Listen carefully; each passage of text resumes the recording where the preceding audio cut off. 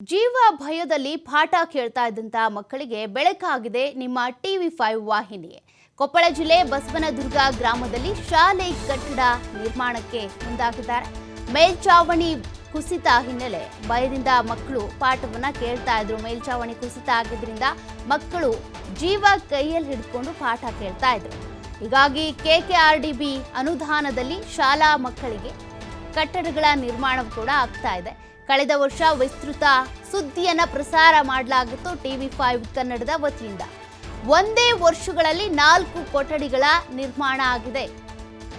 4 ಕೊಠಡಿಗಳನ್ನ ಸಂಪೂರ್ಣವಾಗಿ ನಿರ್ಮಾಣ ಮಾಡಲಾಗಿದೆ. ಹಿಂದೆ 1 ವರ್ಷದ ಹಿಂದೆ ಅಂದ್ರೆ ದುರಸ್ತಿಗೆ ಸಂಬಂಧಪಟ್ಟಂತೆ ಅಥವಾ ಕಟ್ಟಡ ಕುಸಿತ ಆಗಿದೆ ಅನ್ನೋದಕ್ಕೆ ಸಂಬಂಧಪಟ್ಟಂತೆ ಟಿವಿ5 ಕನ್ನಡ ಸವಿಸ್ತಾರವಾದಂತ ವರದಿಯನ್ನ ಬಿತ್ತರ ಮಾಡಿತ್ತು.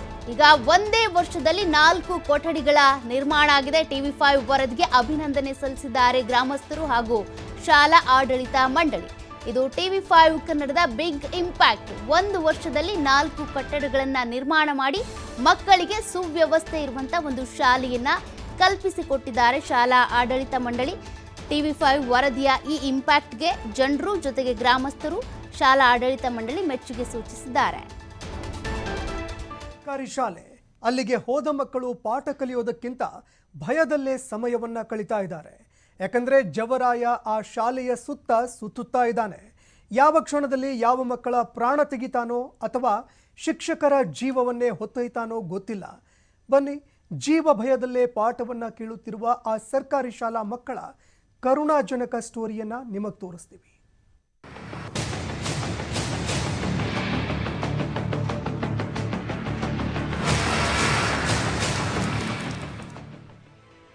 ಇದು ಕೊಪ್ಪಳ ಜಿಲ್ಲೆ ಗಂಗಾವತಿ ತಾಲೂಕಿನ ಬಸವನದುರ್ಗ ಗ್ರಾಮದ ಸರ್ಕಾರಿ ಶಾಲೆ. ಮಕ್ಕಳು ಈ ಶಾಲೆಗೆ ಹೋದ್ರೆ ಮನೆಯಲ್ಲಿದ್ದವರು ಮಕ್ಕಳು ವಾಪಸ್ ಬರೋವರೆಗೆ ಬಾಗಿಲು ಮುಂದೆ ಕಾಯ್ತಾ ನಿಲ್ತಾರೆ. ಯಾಕಂದ್ರೆ ಇಲ್ಲಿನ ಸರ್ಕಾರಿ ಶಾಲೆಗೆ ಹೋದ ಮಕ್ಕಳು ಜೀವಂತ ವಾಪಸ್ ಬರ್ತಾರೋ ಇಲ್ವೋ ಅನ್ನೋ ಭಯ ಇಲ್ಲಿನ ಜನರನ್ನ ಕಾಡ್ತಾ ಇದೆ. ಯಾಕಂದ್ರೆ ಈ ಶಾಲೆ ಯಾವ ಕ್ಷಣದಲ್ಲಿ ಯಾವ ಮಗುವಿನ ಪ್ರಾಣಕ್ಕೆ ಕುತ್ತು ತರುತ್ತೋ ಎನ್ನುವ ಆತಂಕ ಪೋಷಕರದ್ದು. ಹಾಗಿದೆ ಈ ಶಾಲೆಯ ಪರಿಸ್ಥಿತಿ.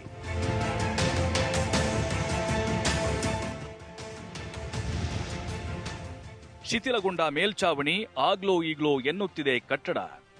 ಪ್ರಿಯ ವೀಕ್ಷಕರೇ, ಈ ಸರ್ಕಾರಿ ಶಾಲೆಯ ಮೇಲ್ಚಾವಣಿ ಗೋಡೆಗಳು ಉಸಿರು ಹಿಡಿದು ನಿಂತಿವೆ.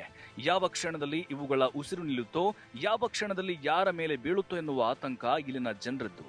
ಹೀಗಾಗಿ ಇಲ್ಲಿ ಓದುತ್ತಿರುವ ನೋಡಿ, ಇದು 1 ವರ್ಷದ ಹಿಂದೆ ಯಾವ ರೀತಿ ಇತ್ತು ಅನ್ನೋದನ್ನ ನೋಡಿದ್ರೆ, ಜೊತೆಗೆ ಈಗ ಒಂದು ಶಾಲೆ ಎಷ್ಟು ವ್ಯವಸ್ಥಿತವಾಗಿರಬೇಕು ಅಷ್ಟು ವ್ಯವಸ್ಥಿತವಾಗಿ ಕೊಪ್ಪಳ ಜಿಲ್ಲೆಯಲ್ಲಿ ಈ ಶಾಲೆ ತಲೆ ಎತ್ತಿ ನಿಂತಿದೆ. ಮೇಲ್ಚಾವಣಿ ಕುಸಿತ ಆಗಿತ್ತು ಕಳೆದ ವರ್ಷ. ಜೊತೆಗೆ ಶಾಲೆ ಬಹಳ ದುರಸ್ತಿಯಿಂದ ಕಾಣ್ತಾ ಇತ್ತು. ಮಕ್ಕಳು ಆತಂಕದಲ್ಲಿ ಪಾಠವನ್ನು ಕೇಳ್ತಾ ಇದ್ರು. ಆದ್ರೀಗ ಶಾಲಾ ಕಟ್ಟಡಗಳು ನಿರ್ಮಾಣ ಆಗಿದ್ದಾವೆ. ಒಂದೇ ವರ್ಷದಲ್ಲಿ 4 ಶಾಲಾ ಕಟ್ಟಡಗಳು ಜೊತೆಗೆ ಒಂದು ವ್ಯವಸ್ಥಿತವಾದಂಥ ಶಾಲೆಯ ನಿರ್ಮಾಣ ಆಗಿದೆ. ಹೀಗಾಗಿ ಶಾಲಾ ಆಡಳಿತ ಮಂಡಳಿ ಜೊತೆಗೆ ಅಲ್ಲಿನ ಗ್ರಾಮಸ್ಥರು ಕೂಡ ಒಂದು ರೀತಿಯಾಗಿ ನಿಟ್ಟುಸಿರನ್ನು ಬಿಟ್ಟಿದ್ದಾರೆ. ಈ ರೀತಿಯಾಗಿ ಅನುದಾನದಿಂದಾಗಿ ಶಾಲೆ ಸಿಕ್ಕಿದೆ. ಜೊತೆಗೆ ಮಕ್ಕಳಿಗೂ ಕೂಡ ಕೊಠಡಿಗಳು ಸಿಕ್ಕಿರೋದ್ರಿಂದ ಮಕ್ಕಳು ಪಾಠವನ್ನು ಕೇಳೋದಕ್ಕೆ, ಶಾಲೆಗೆ ಬರೋದಕ್ಕೆ ವ್ಯವಸ್ಥಿತವಾದಂಥ ಶಾಲೆ ಇರೋದ್ರಿಂದ ಪ್ರತಿಯೊಬ್ಬರಿಗೂ ಕೂಡ ಈಗ ಸಂತಸ ವ್ಯಕ್ತವಾಗ್ತಾ ಇದೆ. ಜೀವ ಭಯದಲ್ಲಿ ಈ ಹಿಂದೆ ಅಂದರೆ 1 ವರ್ಷದ ಹಿಂದೆ ಮಕ್ಕಳು ಪಾಠವನ್ನು ಕೇಳ್ತಿದ್ರು. ಆದರೆ ಈಗಿನ ಆ ಶಾಲಾ ಕಟ್ಟಡವನ್ನು ನೋಡಿ ಎಷ್ಟು ವ್ಯವಸ್ಥಿತವಾಗಿ ಬಸವನದುರ್ಗ ಶಾಲೆಯನ್ನು ನಿರ್ಮಾಣ ಮಾಡಿದ್ದಾರೆ ಅಂತ. ಹಿಂದಿನ ಬಾರಿ ಮೇಲ್ಚಾವಣಿ ಕುಸಿತ ಆಗಿತ್ತು, ಅಲ್ಲಲ್ಲಿ ಗೋಡೆಗಳು ಬಿರುಕು ಬಿಟ್ಟಿದ್ವು. ಹಾಗಾಗಿ ಇದರಿಂದಾಗಿ ಮಕ್ಕಳಿಗೆ ಆತಂಕನೇ ಇತ್ತು. ಆದ್ರೀಗ ಮಕ್ಕಳಿಗೆ ಒಂದು ಸುವ್ಯವಸ್ಥಿತವಾದಂಥ ಶಾಲಾ ಕಟ್ಟಡಗಳು ಸಿಕ್ಕಿರೋದ್ರಿಂದ ಮಕ್ಕಳಿಗೆ ಯಾವುದೇ ರೀತಿಯ ಆತಂಕ ಇಲ್ಲ. ಜೊತೆಗೆ ಒಂದು ಒಳ್ಳೆ ಶಾಲೆ ನಮ್ಮ ಜಿಲ್ಲೆಗೆ ಸಿಕ್ತು ಅನ್ನುವಂಥ ಸಂತಸ ಕೂಡ ಅಲ್ಲಿನ ಜಿಲ್ಲೆಯಲ್ಲಿರುವಂಥ ಜನರಿಗೆ ಜೊತೆಗೆ ಜಿಲ್ಲಾಡಳಿತಕ್ಕೂ ಕೂಡ ಸಿಕ್ಕಿರುವಂಥದ್ದು. ಕೊಪ್ಪಳದ ಬಸವನದುರ್ಗ ಆ ಒಂದು ಶಾಲೆಯನ್ನು ನೀವು ನೋಡ್ತಾ ಇದ್ದೀರಾ. ಎಷ್ಟು ಸ್ವಚ್ಛಂದವಾದಂಥ ಸುಂದರವಾದಂಥ ಶಾಲೆಯನ್ನು ಈಗ ನಿರ್ಮಾಣ ಮಾಡಿದ್ದಾರೆ ಅಂತ. 1 ವರ್ಷದಲ್ಲಿ ಆಗಿರುವಂಥ ಡೆವಲಪ್ಮೆಂಟ್, ಗ್ರೋತ್ ಇದು. ಟಿವಿ5ನ ಇಂಪ್ಯಾಕ್ಟ್ ಇದು. 1 ವರ್ಷದ ಹಿಂದೆ ಈ ಶಾಲೆ ಯಾವ ರೀತಿಯಾಗಿತ್ತು ಅನ್ನೋದನ್ನು ಕೂಡ ಹಿಂದಿನ ವಿಜುವಲ್ಸಲ್ಲಿ ನೀವು ನೋಡಿದ್ರಿ. ಆದ್ರೀಗ 1 ವರ್ಷದ ಬಳಿಕ 1 ವರ್ಷದ ಆ ಡೆವಲಪ್ಮೆಂಟಲ್ಲಿ ಆಗಿರುವಂಥ ಶಾಲೆ ಇದು. ಬಹಳ ಸುಂದರವಾಗಿಯೇ ಕಟ್ಕೊಟ್ಟಿದ್ದಾರೆ. ಜೊತೆಗೆ ಮಕ್ಕಳಿಗೆ ವ್ಯವಸ್ಥಿತವಾಗಿ ಕಟ್ಕೊಟ್ಟಿರೋದ್ರಿಂದ ಮಕ್ಕಳು ಶಾಲೆಗೆ ಅಡ್ಮಿಷನ್ ಅಂದರೆ ಈ ಪ್ರವೇಶಾತಿ ಕೂಡ ಇದರಿಂದ ಹೆಚ್ಚಾಗ್ತಾ ಹೋಗುತ್ತೆ. ಶಾಲೆ ಸುವ್ಯವಸ್ಥಿತವಾಗಿ ಇತ್ತು ಅಂತ ಅಂದರೆ ಮಕ್ಕಳಿಗೆ ಯಾವುದೇ ರೀತಿಯ ಆತಂಕ ಇರಲ್ಲ, ಪೋಷಕರಿಗೂ ಕೂಡ ಯಾವುದೇ ಆತಂಕ ಇರಲ್ಲ. ಸದ್ಯಕ್ಕೆ ಈ ಒಂದು ವಿಸ್ತೃತವಾದಂಥ ವರದಿ ಬಿತ್ತರ ಆದ ಬೆನ್ನಲ್ಲೇ ಈ ಶಾಲಾ ಕಟ್ಟಡ ನಿರ್ಮಾಣ ಆಗಿರೋದ್ರಿಂದ ಎಲ್ಲರ ಮೊಗದಲ್ಲೂ ಸಂತಸ ಕಂಡುಬರ್ತಾ ಇದೆ.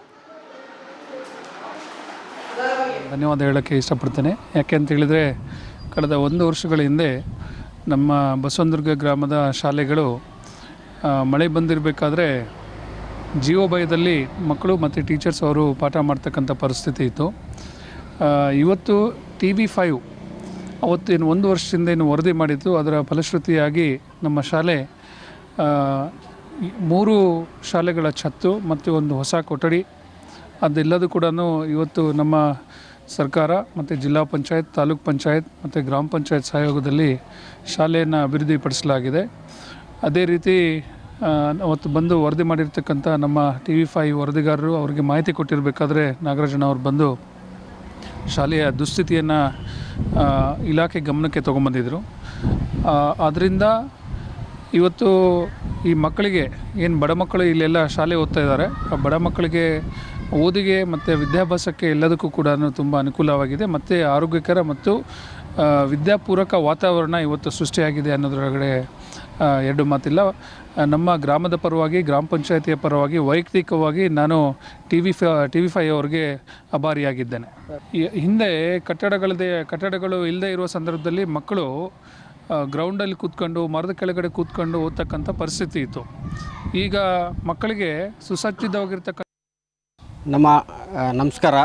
ನಮ್ಮ ಬಸವನದುರ್ಗ ಸ್ಕೂಲಿಗೆ ಇವತ್ತು ಮಳೆ ಬಂದು ಎಲ್ಲ ಬೀಳುವ ಸ್ಥಿತಿಯಲ್ಲಿ ಇರಬೇಕಾದ್ರೆ ನಾವು ನಾಗರಾಜ್ ಅವರಿಗೆ ಕಾಂಟ್ಯಾಕ್ಟ್ ಮಾಡಿದ್ವಿ. ನಮ್ಮ TV5 ನಾಗರಾಜ್ ಅವರು ಇದಕ್ಕೆ ಅವರು ಸ್ಪಂದನೆ ಮಾಡಿದರು.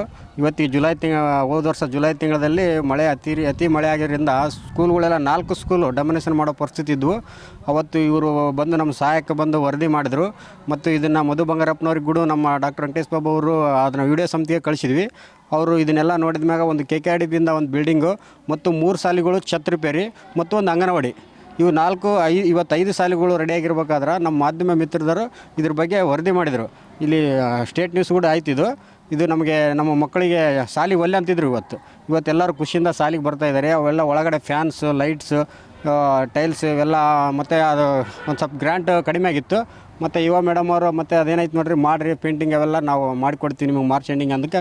ಮತ್ತು ನಾನು ನಮ್ಮ ಡಾಕ್ಟರ್ ವೆಂಕಟೇಶ್ ಬಾಬು ಅವರು ವೈಯಕ್ತಿಕ ಇದ್ರನ್ನ ಅಮೌಂಟ್ ಹಾಕಿ ಮಾಡಿಕೊಡ್ತಾ ಇದ್ದೀವಿ. ಈಗ ಅದು ಬಂದಾಗ ತೊಗೋಬೇಕು. ಈಗ ನಮ್ಮ ಮಾಧ್ಯಮ ಮಿತ್ರರಿಗೆ ನಾವು ತುಂಬ ಹೃದಯ ಧನ್ಯವಾದಗಳು ಹೇಳ್ತೀವಿ. ಯಾಕಂದ್ರೆ ಇವತ್ತು ಅವರು ಮಾಡಿಲ್ಲ ಅಂದ್ರೆ